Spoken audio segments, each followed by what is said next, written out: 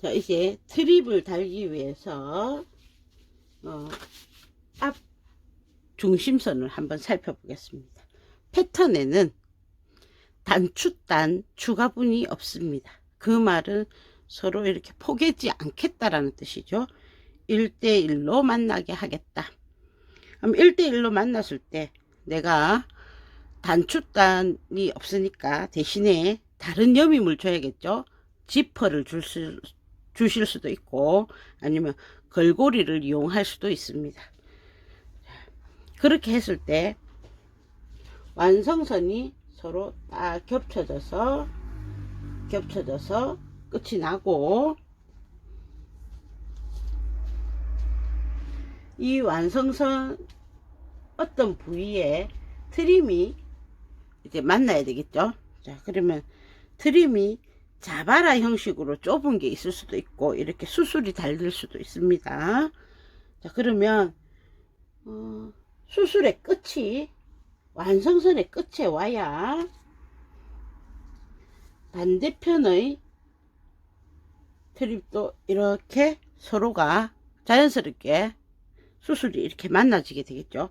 근데 만약 이 자바라의 끝을 완성선 끝에다 되겠다, 여기도 끝에다가 되겠다 하면 가운데의 수술이 맞부딪혀서 이렇게 서로 얽혀 올라옵니다. 그래서 수술이 있는 옷들은 완성선에서 수술의 끝이 가게 해주시고, 이런 수술이 없이 자바라로만 되어 있는 테이프 형식의, 볼까요? 뭐 요런 거나 요런 거는 이제 수술이 있는 거라고 봐야겠죠. 이런 자바라 형식이라면 완성선 끝에 이 자바라가 이렇게 와줘야겠죠. 뭐 모양을 위해서 이렇게 옆으로 할 수도 있겠지만 보통 요 끝에다 하시죠. 자, 요런 거와 수술이 있는 거 형태는 서로 부착 위치가 달라집니다. 자, 우리는 수술이 있는 거를 기준으로 하겠습니다.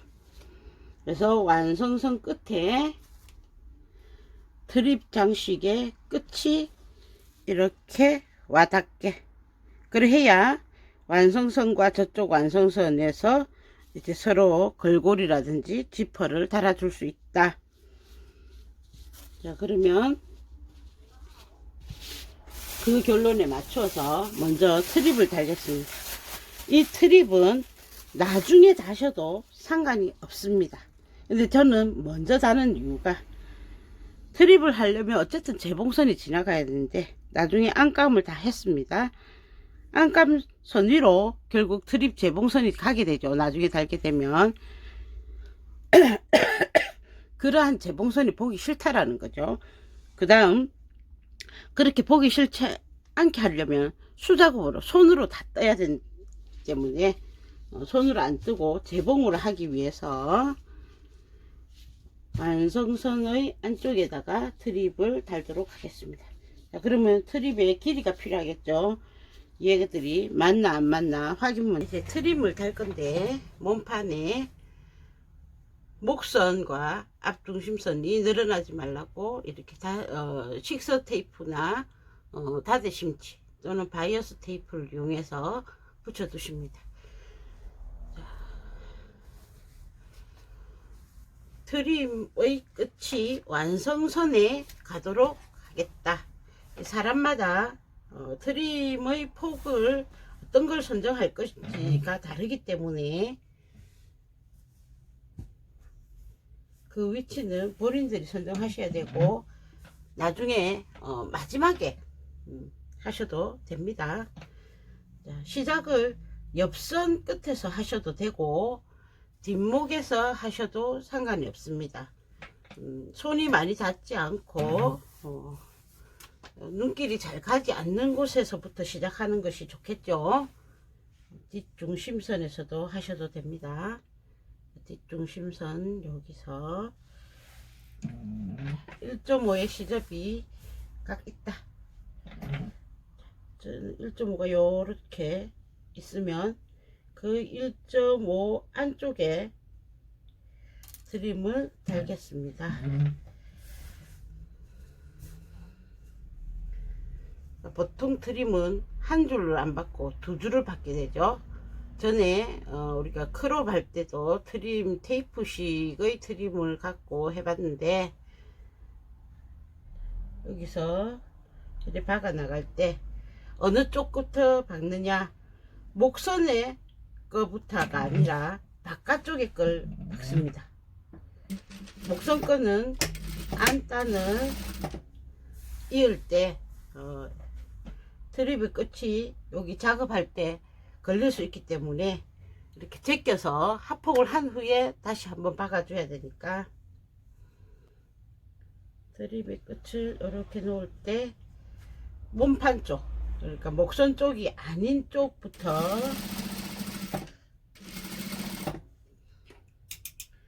재봉을 하십니다. 자, 그리고 어깨는 가름소리 없고요.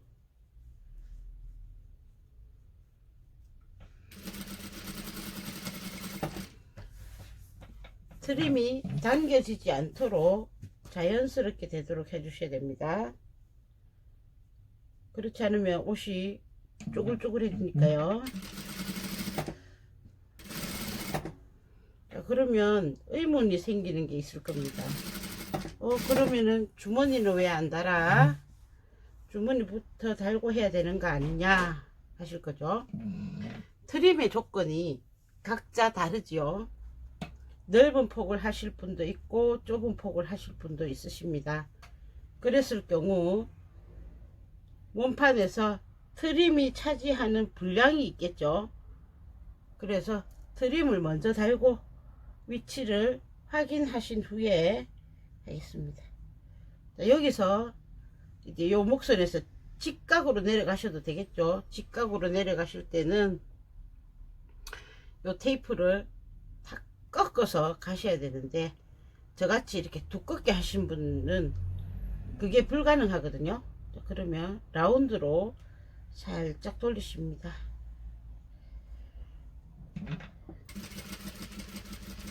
반대편도 같은 조건으로 해줘야겠죠. 그러면 나중에 하실 때 요 먼저 했던 거를 다 옆에 비교를 하시면서 하셔야 됩니다. 그래야 같은 조건으로 됩니다.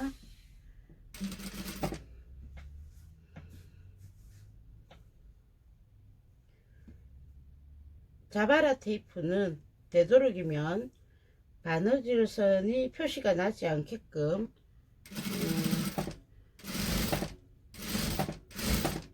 자바라의 색상과 이 재봉실의 색상을 맞춰 주셔야 됩니다. 우리가 기계가 하는 것처럼 정확하게 재봉을 할 수 없기에 분명히 재봉선이 드러날 거란 말이에요. 그래서 표시가 안 나는, 자바라가 예쁜 게 중요한 게 아니라 자바라를 달았을 때 그 자바라의 재봉선이 삐뚤삐뚤하면 보기 싫으니까 잘 표시가 안 나는 자바라를 선택을 하셔야 됩니다.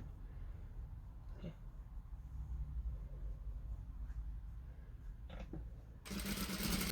가고 있습니다. 자, 밑단의 완성선이 여기 있었죠. 여기서도 고민을 하셔야죠. 요 끝으로 요렇게 꺼낼 것인가, 이렇게 완성선에 자바라 끝을 맞출 것인가 결정하셔서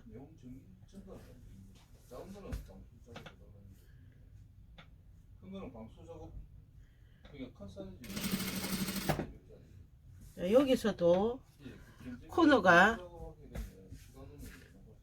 자연스럽게 안 돌아갈 수 있습니다. 그럴 때는 살짝 라운드화 해주셔도 됩니다. 그러면 이 옷을 안감을 연결할 때 같이 코너로 돌려주시면 되죠.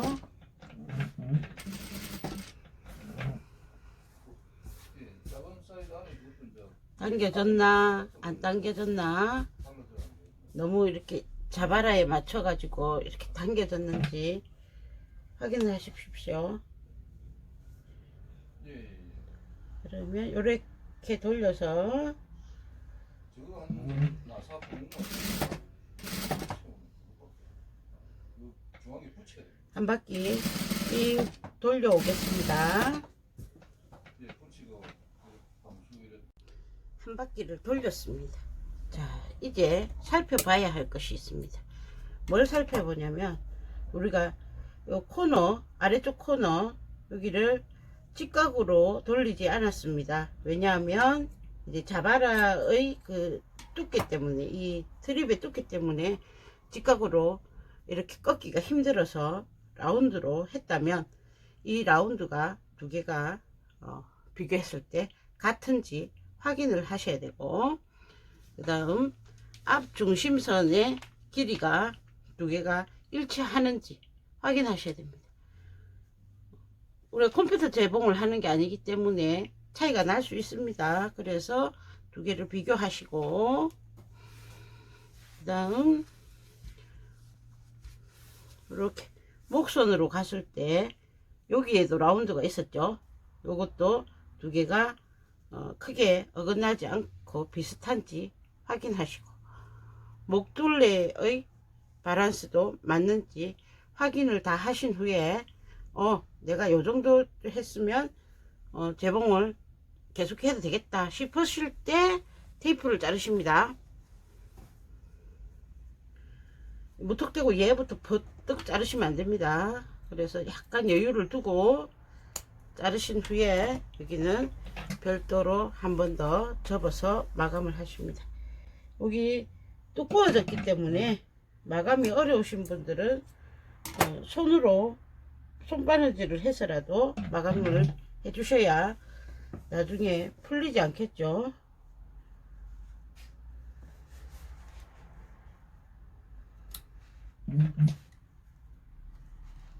끝에는 접어서 한 번 더 해줍니다. 자, 이렇게 됐으면 요건 테이프가 아니고 트립이기 때문에 수술을 요렇게 제낄 수 있죠. 그럼 재봉선에 문제가 없기 때문에 얘는 한 줄 더 받겠습니다. 테이프로 하실 분은 완성선 끝을 보통 테이프 끝에다가 하시니까 그분들은 안감을 하폭하신 후에 하셔야 됩니다. 그 앞 안감의 하폭 겸 상칭 겸 해서 테이프 마감, 그런 개념이죠. 우리는 이렇게 수술이 달려 있기 때문에 먼저 한 줄 더 재봉을 해서 마감을 하는 겁니다. 테이프 하시는 분들은 안감 연결하신 후에 상칭 겸 해서 한 번 더 하시면 됩니다. 얘도 삥 둘러서 마감을 하겠습니다.